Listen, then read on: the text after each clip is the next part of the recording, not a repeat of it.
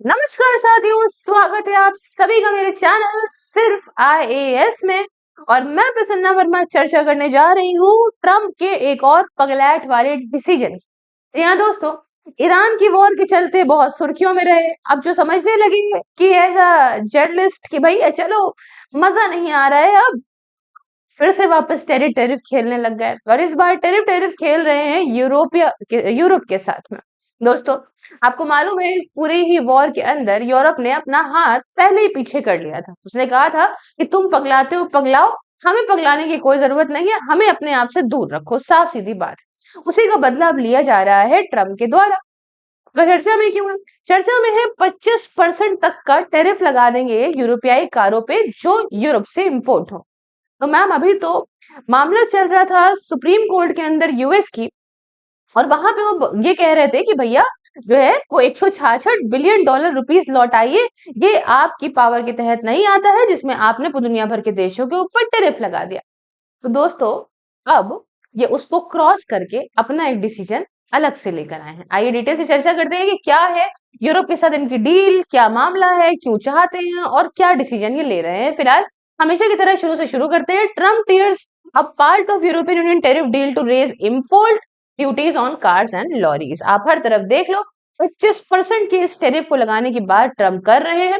इन्होंने इस बारे में पूरी तरीके से कसम खा ली है दोस्तों कि अब सारी दोस्ती यारी खत्म करके मानेंगे, पूरी तरीके से अमेरिका को आइसोलेट करके मानेंगे। ये चाहते हैं कि सब अमेरिका को गरियाएं, गालियां बके गंदी गंदी।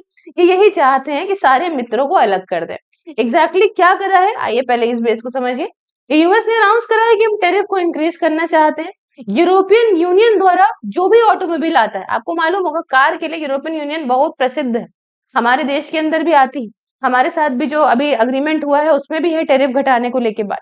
हमारे यहाँ तो खैर इंसानों वाली बातें हो रही हैं, यहाँ इनके यहाँ ऑलरेडी 15% का मामले पे मामला सेट हो गया था कि 15% टेरिफ लगेगा।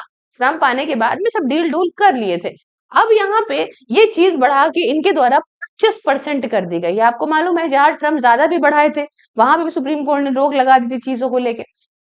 लेकिन अब क्या है, अगले हफ्ते से 25% यही टैरिफ लगा दिया जाएगा जो भी कार इंपोर्ट होंगे यूरोपियन यूनियन से। इंपोर्ट यूरोपियन यूनियन के द्वारा ही होगा सिर्फ और सिर्फ, जो भी है सीधा सीधा इनका ये कहना है कि यूरोपियन यूनियन जो है वो कंप्लाई नहीं कर रहा है 2025 की ट्रेड डील के हिसाब से जैसे हम चाहते थे। तो अब आप कहेंगे क्या कंप्लाई करना चाहिए था यूरोपियन यूनियन को? तो देखो ऐसा था कि कोई भी टैरिफ व्हीकल जो है वो टैरिफ उस पे नहीं लगेगा जो मैन्युफैक्चर होगा यूएसए में। ट्रम्प जब से आए हैं तब से उनको ऐसा मेक अमेरिका ग्रेट अगेन का चस्का चढ़ा है कि दुनिया भर में कुछ भी बनाना है तो वो अमेरिका में बनाओ, अगर बाहर से आओगे तो पैसा तुमसे हम टैरिफ के तौर पे ले लेंगे। अब आपके दिमाग में एक चीज ये भी आई होगी कि 25% का टैरिफ लग रहा है। 25% का टैरिफ तो मैम बहुत होता है, 25% का टैरिफ ये देगा कौन? तो दोस्तों यही पे बात है, 25% का टैरिफ ये कोई यूरोपियन देश नहीं दे रहे हैं।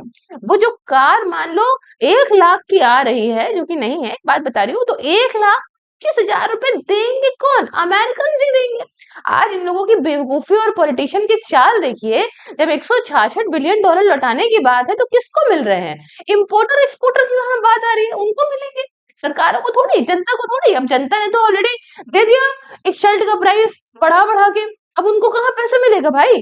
तो ये बहुत बड़ी चाल है। ट्रम्प के आने के बाद बहुत बड़े घपले हो रहे हैं यूएस के अंदर। दोस्तों, जो व्हीकल्स इसके अंदर इंक्लूडेड है उनमें पैसेंजर कार्स हो गई, एसयूवीज हो गई, ट्रक हो गई, लॉरीज हो गई, कुछ लाइकली ऑटो पार्ट्स मान सकते हैं जो पूरे टैरिफ स्ट्रक्चर पे बेस्ड होंगे, वो सारे के सारे। जो कवर नहीं है उसमें वो व्हीकल्स जो यूएस के अंदर मैन्युफैक्चर हो रहा है यूरोपियन देशों के द्वारा, ठीक है, यूरोपियन यूनियन के द्वारा। जैसे कि मान लीजिए कि बीएमडब्ल्यू का प्लांट इनके साउथ कैरोलिना में लगा है तो कोई दिक्कत नहीं है ना। सो कंपनीज जैसे फोक्स वैगन हो गई, बीएमडब्ल्यू हो गई, मर्सिडीज हो गई, ये सब इफेक्ट तभी होंगी जब इनको यूरोप से अपना ये सामान एक्सपोर्ट करके यहाँ पे मंगाएंगे, ठीक है ना। तो अब थोड़ा सा चर्चा कर लेते हैं यूएस ईयू ट्रेड रिलेशन के बारे में कि अब आप कहेंगे कि चलो ट्रम्प ये पगलाना जायज है कि नहीं है, क्या इन्होंने कोई ट्रेड डील करी थी यूरोपियन नेशन के साथ में? तो आप थोड़ा सा ये समझिए I am so sorry for the disturbance, है ना, थोड़ी देर का ही है।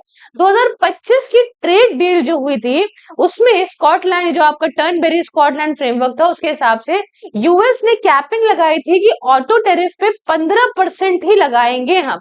यूरोपियन यूनियन ने भी अग्री किया था कि हम टैरिफ को रिड्यूस करेंगे यूएस के गुड्स पे, और एक्सेप्ट करते हैं यूएस के स्टैंडर्ड जो भी होंगे व्हीकल्स को लेके वो चीज, ठीक है।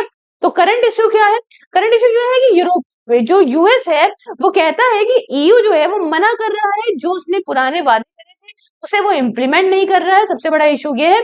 उसके अलावा ईयू क्या कहता है? ईयू कहता है कि देखो हम इनके हिसाब से काम कर रहे हैं, बट हमारा जो लेजिस्लेटिव प्रोसेस है वो स्लो है। दोस्तों, जब ये कोई भी चीज इंप्लीमेंट होती है तो उसमें टाइम लगता है, एक दिन में सब कुछ नहीं हो जाता। एक दिन में ट्रम्प कहते हैं यार फैक्ट्री लगा दो, यहीं पे मैन्युफैक्चरिंग होने लग जाएगी, ऐसा नहीं होता, टाइम लगता है। फैक्ट्री लगती है, मैन्युफैक्चरिंग स्टार्ट होती है, तब तक के लिए तो कार्स बाहर से आएंगे ना।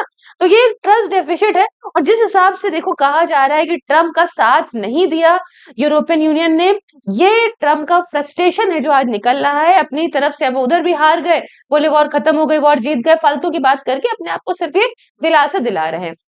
ये टैक्टिक है, इनका काम करने का, प्रेशर बनाने का तरीका है कि डील को फटाफट से करा जाए, है ना, और जो है प्रोडक्शन यूएस के अंदर फटाफट से आए, क्योंकि इनकी आदत है चर्चा में बने रहने की। और अब इनकी शब्दों से कुछ मार्केट ऊपर नीचे हो नहीं रही है, क्योंकि ये वही फालतू बातें रोज कर रहे हैं, वहां से एकदम हार मान चुके हैं। तो अब इन्होंने कहा कोई नया टॉपिक निकाला जाए। उसके अलावा इनकी खुद की पॉलिटिक्स भी है।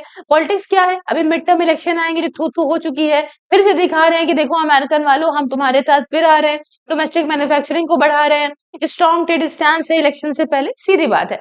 स्ट्रेटेजिक लिवरेज की बात करें तो भैया देखो इकोनॉमिक नेशनलाइजेशन की इनकी फालतू पॉलिसी जो है कि भाई steel tariff, China trade war, दुनिया भर की चीजों के तहत यूरोपियन नेशन पे तो इनका जो भी उतर रहा है समझ रहे हैं क्यों गुस्सा उतर रहा है। अच्छा, बाकी अर्लियर टैरिफ जो इनके थे उसमें लीगल चैलेंजेस फेस करे थे। यूएस हो सकता है कि सेक्शन 232 नेशनल सिक्योरिटी आर्गुमेंट फिर से यहाँ पे देने लग जाए। अच्छा, इसमें ईयू की पोजीशन क्या है, क्या रिएक्शन आया? सीधा सीधा इस क्लेम को रिजेक्ट करा ईयू ने, कहा देखो हम अपने हिसाब से काम कर रहे हैं, जो यूएस है वो एक बेकार अनरिलायबल ट्रेडिंग पार्टनर है कि क्या बताया जाए। और कहा कि अगर भैया ये नौटंकी तुम करते हो तो हम फिर तुम्हारे ऊपर भी टैरिफ लगा सकते हैं, रिटेलिएटरी टैरिफ के लिए तुम तैयार रहना। यूएस की टेक कंपनीज को, एग्रीकल्चर को, सर्विसेज को फिर हम भी करेंगे। अरे ये आदमी कुछ, मतलब ये तो नहीं, सॉरी, ये आदमी कुछ बुड़बक उड़बक है क्या भाई? इतनी इसको देख के इरिटेशन होती है इसकी फालतू बातों को। यहाँ होता है ना इसको लतिया के भगा दिया गया होता अभी तक के लिए, है ना। तो ये डिफेंसिव रहा इसका स्टैंड। अब बात आती है कि ट्रम्प का टैरिफ क्या लीगल है यूएस के अंदर, जो कोर्ट रूलिंग है उसके बाद से।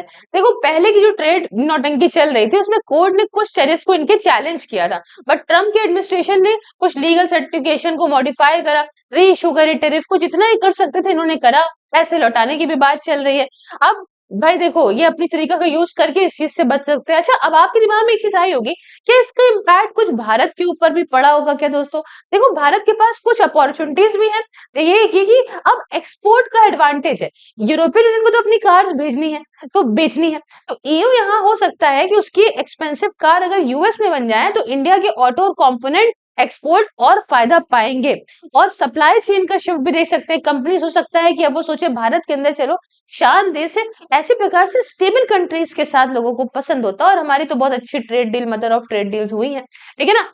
ईवी का, इलेक्ट्रॉनिक व्हीकल का इकोसिस्टम बूस्ट हो जाएगा इससे, ठीक है ना। उसके अलावा रिस्क भी है, जैसे कि भाई स्लो डाउन होगा, ट्रेड दिक्कत होती है तो फिर ग्लोबल डिमांड में इश्यूज तो देखिए आते ही आते हैं। साथ ही साथ ऑटो सेक्टर में कुछ रुकावटें देखने को मिलेंगी, करेंसी और इन्फ्लेशन प्रेशर को हो सकता है शॉर्ट टर्म में देखने को मिले। बाकी आप भी क्या रहे हैं हमें कमेंट में बताइए। चैनल को वायरल कराओ दोस्तों, यार बहुत हुआ। सब्सक्राइब करो और साथ ही क्यूआर को स्कैन करके भी चैनल को आप डोनेट कर सकते हो, ज्वाइन कर सकते हो वर्चुअल लाइब्रेरी, जिसके रिगार्डिंग आप मुझसे बात कर सकते हो। 9919785532 ऑन व्हाट्सएप एंड @सिर्फ ऑन टेलीग्राम पे। दोस्तों बाकी ये है कोटक लाइफ इंश्योरेंस का वो नंबर जिसमें आप अपने लाइफ इंश्योरेंस, चाहे आप एसआईपी और चाहे आप इन्वेस्टमेंट कुछ भी कराइए, अगर मेरा कोड अगर आप सिर्फ आईएएस इनको बताते हो तो आपको मिलेगा 20% तक का डिस्काउंट। बाकी सभी सोशल मीडिया के लिंक डिस्क्रिप्शन बॉक्स में, मुझे फॉलो करके चाहिए तो आप मेंबरशिप को भी ज्वाइन कर सकते हैं। मिलते हैं नेक्स्ट वीडियो में किसी नए और इंटरेस्टिंग टॉपिक के साथ, तक के लिए जय जय भारत।